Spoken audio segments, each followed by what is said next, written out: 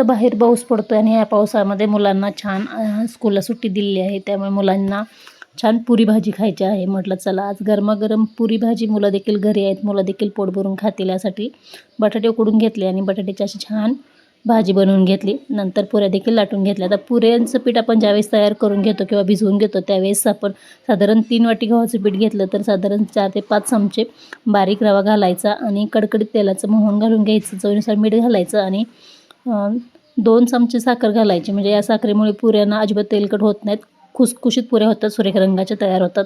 तर अशा प्रकारे छान आपले ते पुरी तळून झालेले आहेत. भाजी देखील शिजून तयार झालेली आहे. मोठी मुलगी आहे, तिला बटाटा जास्त आवडत नाही, त्यामुळे फक्त यातलं वाटाणा घेतलेला आहे, जास्त बटाटा घेतलेला नाही आहे. पुऱ्या बघू शकता सुरेख रंगाच्या मस्त अशा पुऱ्या टम्म फुगलेल्या आहे, ते पुऱ्या तयार झालेल्या आहेत, अजिबात तेलकट झालेल्या नाहीत. तर आजचा आपला ह्या पुरी भाजीचा बेत तुम्हाला कसा वाटला हे कमेंट कर नक्की सांगा. पुन्हा भेटू नेक्स्ट व्हिडिओमध्ये. तोपर्यंत बाय.